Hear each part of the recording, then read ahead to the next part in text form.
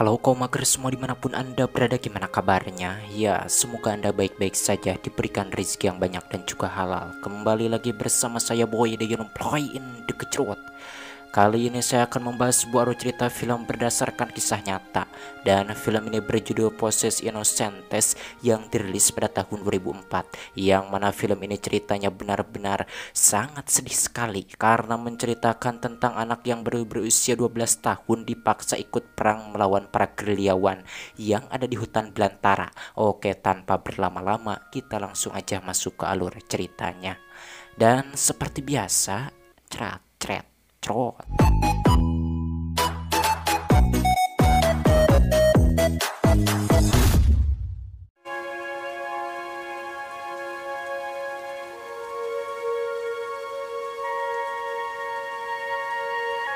Cerita berlatar belakang pada tahun 1980 ketika perang saudara di El Salvador, dan di sebuah desa khas Katancingo kita diperlihatkan dengan seorang kepala keluarga bernama Tupa yang memutuskan kabur ke Amerika tanpa memperdulikan anak dan istrinya. Melihat itu, putra pertamanya yang baru berusia 5 tahun bernama Capa pun merasa sedih. 6 tahun kemudian Capa pun tumbuh besar dan sudah berusia 11 tahun. Akan tetapi kala itu peperangan antara pemerintah dan para Front Pembebasan Nasional Prabundo Marti atau FMLN belum juga berakhir, membuat para penduduk yang tinggal di desa tersebut merasa tidak aman, termasuk Capa.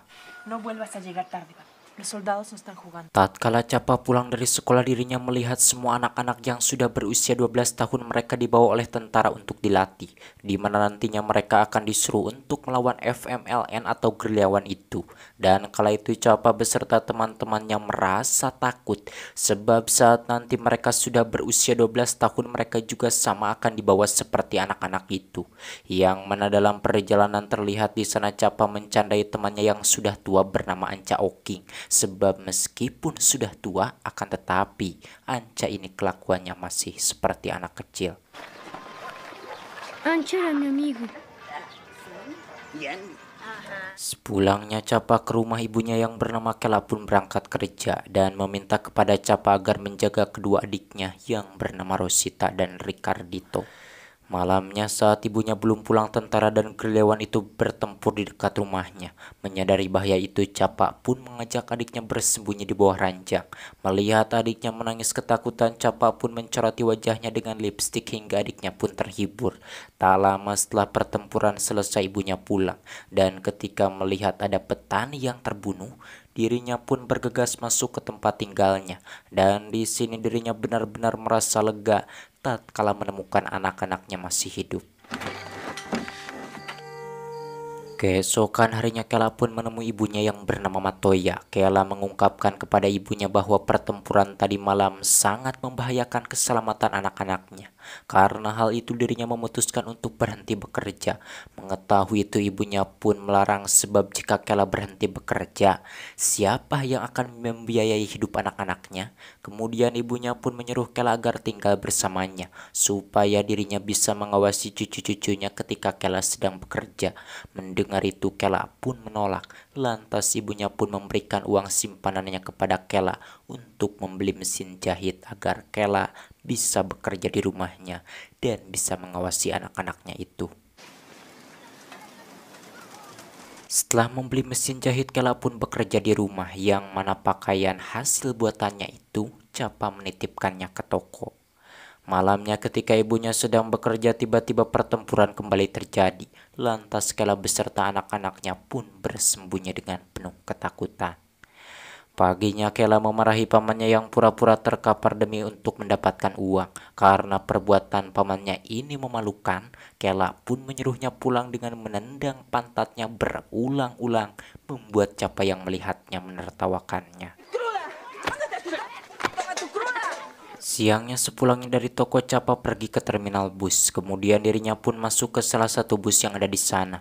Dan saat itu Capa merasa terkejut ketika menemukan si sopir bus itu datang dan menegurnya. Lalu si sopir itu yang bernama Endi pun menanyakan apa yang dilakukan Capa di sini. Capa menjawab bahwa dirinya membutuhkan pekerjaan untuk membantu ibunya. Mengetahui itu, Endi pun menawarkan kepada Capa untuk menjadi kondekturnya.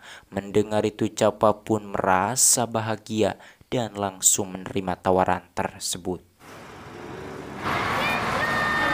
Sepulangnya ke rumah, Capa pun memberikan uang hasil kerjanya itu kepada ibunya. Melihat uang yang lumayan banyak, ibunya pun menanyakan dari mana Capa mendapatkan uang itu. Capa menjawab bahwa itu uang pemberian dari Endi karena dirinya bekerja menjadi kondekturnya. Mengetahui itu, ibunya pun meminta kepada Capa agar berhati-hati dan jangan pulang malam. Keesokan harinya di sekolah, Capa pun membelikan minuman untuk teman-temannya. Tentunya hal itu membuat teman-temannya merasa keheranan. Dari mana Capa mempunyai uang sehingga bisa membelikannya minuman? Capa memberitahukan bahwa dirinya bekerja menjadi kondektur bus. Trabajo, soy chofer. Selepas memberikan minuman kepada teman-temannya, di sini Capa memandangi seorang siswi bernama Maria yang merupakan teman sekelasnya. Yang ternyata diam-diam Capa ini menyukai Maria. Dan tanpa disangka, tiba-tiba saat itu tentara datang ke sekolah mereka dengan tujuan mau merekrut para siswa yang sudah berusia 12 tahun. Setelah berkumpul, kepala sekolahnya pun memanggil para siswa yang sudah berusia 12 tahun itu agar maju ke depan dan berbaris. Saat teman Capa yang bernama Antonio maju ke depan, seorang siswa yang bernama Temo merengkasnya hingga Antonio jatuh. Melihat itu, seorang sersan yang bernama Owil pun menyuruh Temo agar ikut masuk ke barisan. Tentunya hal itu membuat gurunya yang bernama Numa marah karena Temo ini baru berusia 10 tahun dan saat mereka lengah, Temo pun mencoba kabur. Sesudah semua siswa berusia 12 tahun itu dikumpulkan, sersan Owil pun membawanya untuk dilatih. Melihat itu, seorang pendeta yang bernama Uenus pun mencoba mencegah Owil agar jangan membawa anak-anak itu. Akan tetapi Owil tidak menurut. Terlihat di sana Temo yang tadi mencoba kabur pun tertangkap dan disatukan dengan teman-temannya. Membuat Capa yang melihatnya merasa sedih dan setahun lagi dirinya juga akan mengalami nasib yang sama seperti mereka. Sepulangnya ke rumah, Capa pun memberitahukan hal tersebut kepada ibunya, bahwa sersan Owil tega membawa Temo yang masih berusia 10 tahun. Mendengar itu, ibunya merasa emosi, akan tetapi dirinya tidak bisa berbuat apa-apa. También a Temo. Keesokan harinya sepulangnya sekolah, teman-temannya menyuruh Capa agar mengungkapkan perasaannya itu kepada Maria. Dengan malu-malu akhirnya Capa pun memberanikan diri dan menyatakan cintanya kepada Maria. Mendengar itu, Maria yang sama menyukai Capa pun menerimanya.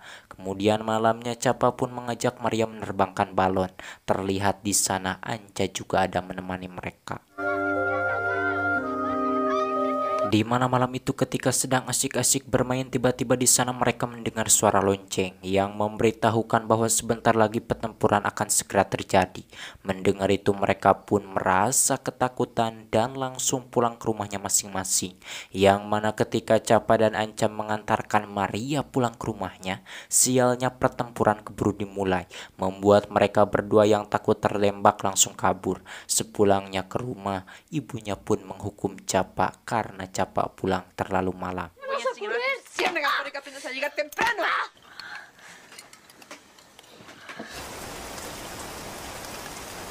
Suatu hari Capa menemukan pamannya bernama Beto yang bergabung dengan FMLN datang menjenguknya. Tentunya hal itu membuat Capa merasa bahagia dan langsung menyambutnya. Malamnya ketika sedang makan, Capa memberitahukan kepada pamannya bahwa sepulangnya sekolah dirinya bekerja menjadi kondektur bus untuk membantu ibunya. Mendengar itu pamannya pun merasa kagum kepada Capa karena walaupun masih kecil dirinya sangat peduli terhadap ibunya. Dan tatkala mereka sedang enak-enak makan, pertempuran kembali terjadi. Tentunya hal itu membuat mereka langsung bersembunyi disebabkan takut tertembak.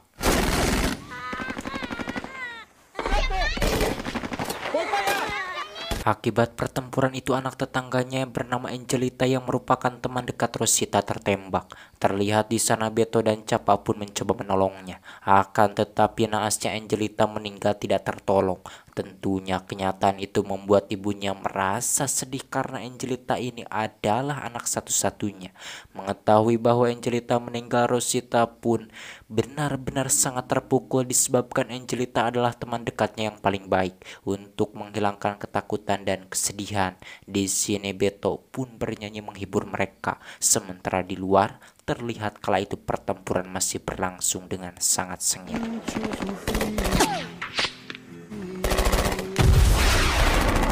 Keesokan harinya Kela mengungkapkan kepada kakaknya Beto bahwa peluru yang membunuh Angelita itu bisa saja datang dari pihak gerilyawan. Lalu Kela pun menanyakan, sudah berapa lama kakaknya ini bergabung dengan mereka? Beto menjawab belum lama. Kemudian Beto menyuruh Kela agar pindah dari desa ini, disebabkan desa ini sebentar lagi akan hancur karena akan dijadikan medan tempur oleh tentara dan pihak gerilyawan. Meskipun kakaknya sudah memberitahukan hal itu akan tetapi Kela menolak. Lalu Beto pun meminta kepada Kela untuk membawa Capa pergi bersamanya sebelum Sersan Owil membawanya. Namun Kela yang sangat menyayangi Capa melarangnya dikarenakan Capa masih kecil. Conmigo. Está muy chiquito. ¿Tienes novia? Solo una. Saat pamannya hendak kembali ke hutan untuk bergabung dengan teman-temannya, dirinya memberikan radio kepada Capa dan memberitahu cara mendengarkan stasiun radio terlarang milik gerilyawan. Melihat teman pamannya sudah menunggu, Capa pun menanyakan apakah pamannya ini akan mengunjungi dirinya lagi. Pamannya menjawab ya, dan setelah nanti Capa dewasa, dirinya akan membawa Capa pergi bersamanya. La próxima vez te llevo conmigo.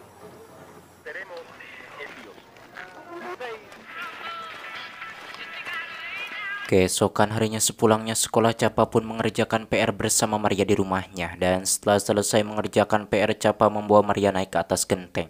Yang mana di atas genteng itu Capa dan Maria mendengarkan lagu yang dilarang oleh pemerintah. Dan ketika mereka sedang asik mendengarkan lagu itu, mereka menemukan bahwa di bawah ada dua orang wanita yang habis belanja dipaksa naik ke mobil oleh tentara untuk diemplod secara bergantian. Melihat itu Uenus pun mencoba mencegahnya. Akan tetapi naasnya Uenus malah disiksa habis-habisan. Kemudian mereka pun membawa kedua wanita itu ke tempat yang sunyi untuk diemplod. Setelah tentara itu pergi, Capa menanyakan kepada Uenus apa yang dilakukan mereka terhadap kedua wanita itu. Apakah mereka akan dilatih untuk melawan gerilyawan? Uenus menjawab bukan, melainkan mereka akan diemplod secara bergantian. Mendengar itu Capa pun merasa ngeri. Sorenya dalam perjalanan Endi kehabisan bensin, dan di sini Capa meminta agar dirinya saja yang mengisikan bensin dari jerigen itu. Akibat Capa yang melakukannya, dirinya tanpa sengaja menelan sedikit bensin itu hingga akhirnya Endi pun mengantarkan dirinya pulang ke rumahnya. Melihat anaknya teler, tentunya Kela pun marah kepada Endi dan memintanya agar jangan pernah memperkerjakan Capa lagi. Nunca más cerca de mi hijo. ¡Váyase!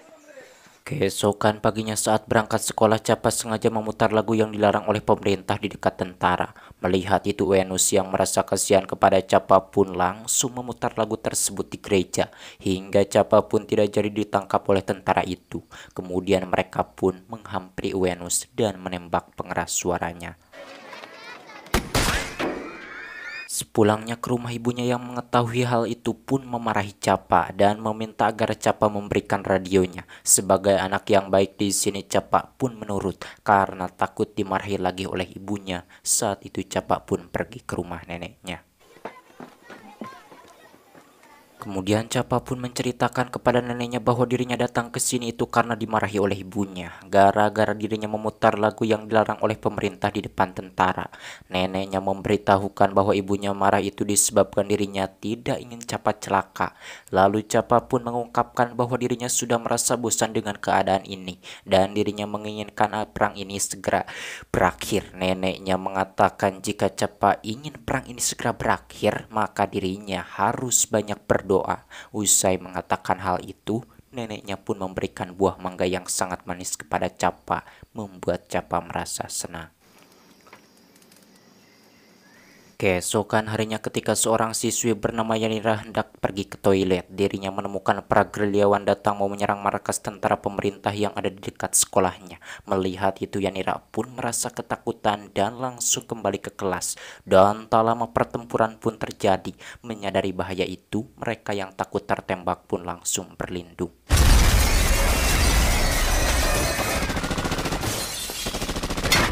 Dalam keadaan bahaya semacam itu, Capa menemukan ibunya yang habis pulang belanja terjebak. Melihat itu, Capa beserta teman-temannya pun langsung keluar lewat pintu belakang. Kemudian Capa pun berlari menghampiri ibunya, dan beruntungnya di sini mereka selamat tidak tertembak.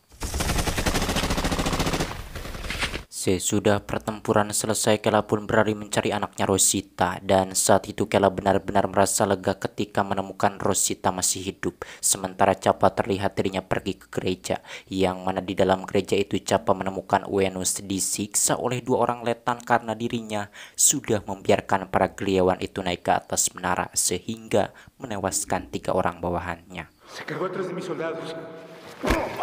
Akibat pertempuran besar itu akhirnya sekolah pun ditutup. Karena di tempat ini sudah tidak aman, Kela pun memutuskan pindah ke tempat tinggal ibunya. Terlihat di sana teman Capa dan Anca juga membantu membawakan barang-barangnya. Pidió que nos fuéramos a vivir al otro lado del río. Melihat anak dan cucunya datang dengan penuh kebahagiaan, Matoya pun menyambutnya. Setelah memasukkan meja ke rumah baru Capa, Anca pun naik ke pohon mangga. Kemudian memetik buahnya dan memakannya dengan bertingkah seperti anak kecil. Dan di sini saya sangat memuji kepada Anca karena meskipun dirinya ini kelakuannya seperti anak kecil, akan tetapi dirinya berhati baik, suka membantu orang lain.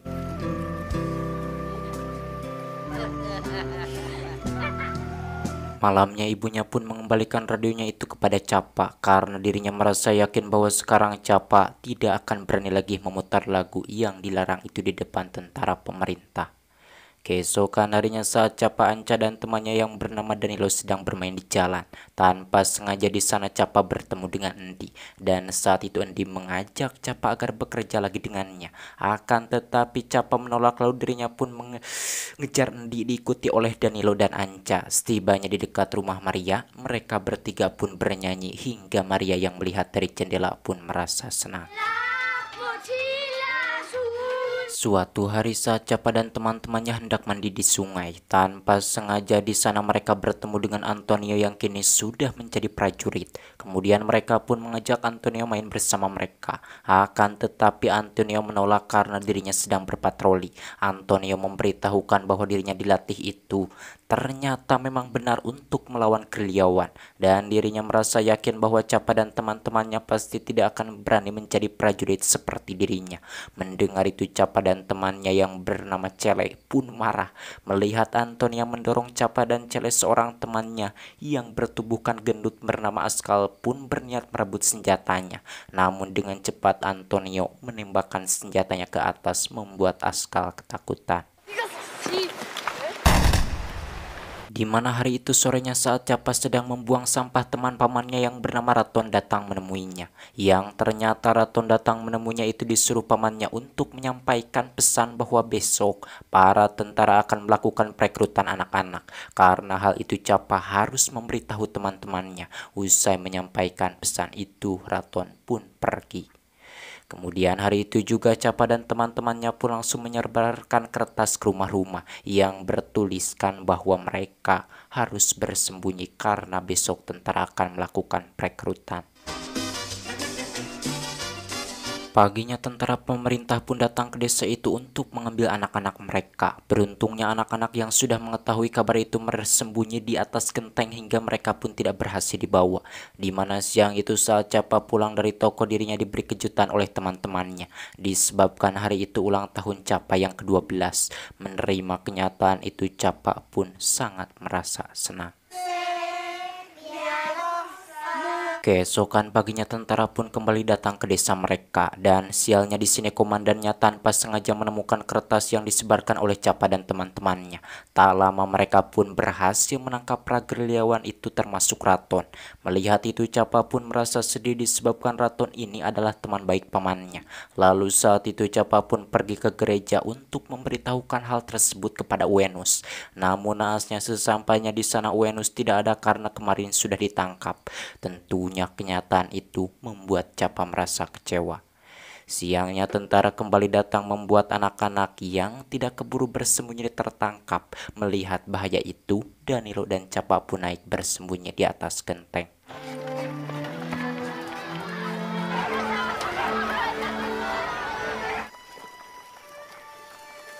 Tatkala sedang bersembunyi di atas genteng, salah seorang temannya memberitahukan kepada Capa bahwa dari kemarin Askal pergi ke hutan untuk bergabung dengan gerilyawan. Mengetahui itu Danilo mengatakan kepada Capa mungkin mereka juga harus bergabung dengan gerilyawan agar tidak tertangkap oleh tentara pemerintah. Sorenya dalam keadaan hujan Capa pun pergi ke rumah Maria untuk mengucapkan perpisahan. Namun sesampainya di sana Capa menemukan rumah Maria sudah hancur dibom. Dan ketika Capa hendak masuk dirinya ditangkap oleh tentara yang sedang berpatroli. Melihat itu Anca yang merupakan sahabat baiknya pun melempari tentara tersebut dengan batu untuk mengalihkan perhatian. Hingga akhirnya tentara itu pun melepaskan Capa dan mengejar dirinya. Yang mana di reruntuhan rumah Maria Capa menemukan bagian baju Maria yang sudah terbakar. Melihat kenyataan itu Capa pun merasa sedih dan meyakini bahwa Maria sudah meninggal. Kemudian dirinya pun pergi ke sungai dan membuang radionya untuk menghapus kenangan dirinya bersama Maria. Malamnya Danilo dan Cele mendatangi Capa dan mengajaknya pergi ke hutan untuk bergabung dengan gerilyawan. Dengan diam-diam malam itu Capa pun pergi bersama mereka tanpa pamit dahulu kepada ibunya. Setibanya di hutan mereka pun bertemu dengan seorang gerilyawan. Kemudian si pria itu menuntun mereka ke camp. Di sini mereka tidak mengetahui bahwa mereka diikuti oleh tentara pemerintah. Dan sesampainya di camp mereka pun bertemu dengan Askal yang sudah lebih dulu datang ke sana. Akan tetapi naasnya saat itu belum juga mereka tidur. Tiba-tiba tentara yang mengikuti mereka itu datang dan membunuh semua gerilyawan yang ada di sana. Setelah para gerilyawan itu mati, mereka pun menangkap Capa dan teman-temannya. Sementara di tempat lain paginya Matoya membangunkan ibu Capa dan mengajaknya pergi meninggalkan tempat tersebut karena sebentar lagi desa ini akan dibakar oleh tentara pemerintah. Dan di sini ibunya merasa khawatir ketika menemukan Capa tidak ada. Mengetahui itu neneknya tidak merasa khawatir dan mengajaknya segera pergi. Disebabkan dirinya merasa yakin bahwa Capa pergi ke hutan bergabung dengan gerilyawan.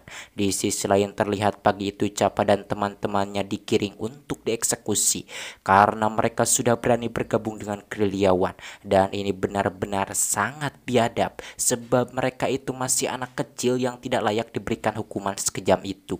Dalam perjalanan Capa merasa sakit hati tatkala menemukan sahabat baiknya Anca sudah meninggal digantung gara-gara kemarin sore sudah menyelamatkan nyawanya.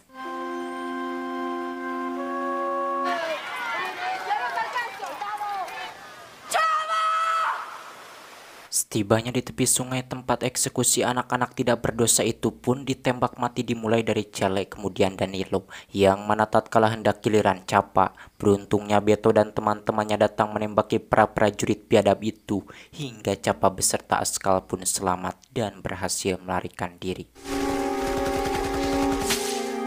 Ketika menemukan ada seorang gerilyawan yang mati di dekatnya, di sini Capa pun sadar bahwa dirinya harus melakukan perlawanan. Lantas dirinya pun mengambil senapan milik gerilyawan itu. Namun tatkala Capa hendak menembak pembunuhnya, dirinya jadi mengurungkan niatnya. Disebabkan ternyata yang menembaknya itu adalah teman sekolahnya dulu. Lantas Capa pun pergi meninggalkan hutan itu menuju tempat tinggalnya. Setibanya di desa Capa menemukan semua tempat tinggal yang ada di sana sudah dibakar oleh tentara pemerintah. Melihat itu Capa pun merasa ngeri. Meskipun demikian akan tetapi dirinya kembali melanjutkan perjalanan menuju tempat tinggalnya. Sesampainya di sana Capa merasa sedih karena disangkanya ibunya dan adiknya sudah meninggal terjebak di dalam tempat tinggalnya itu.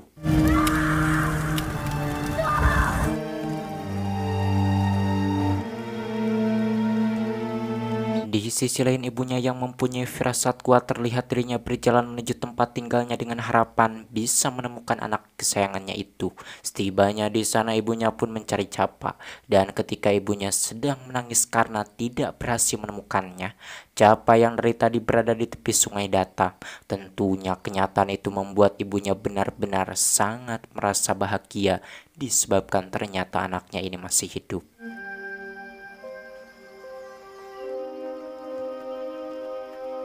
Untuk mencegah Capa ditangkap oleh tentara pemerintah, ibunya pun rela menjual mesin jahit satu-satunya untuk biaya ongkos Capa ke Amerika. Sebelum pergi, ibunya meminta agar Capa betah tinggal di Amerika dan jangan kembali sebelum perang berakhir.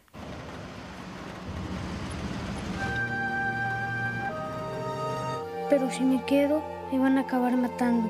Yang mana pada tahun 1992 perang pun berakhir, di mana kala itu Capa pun pulang ke negaranya dan berkumpul kembali dengan keluarganya.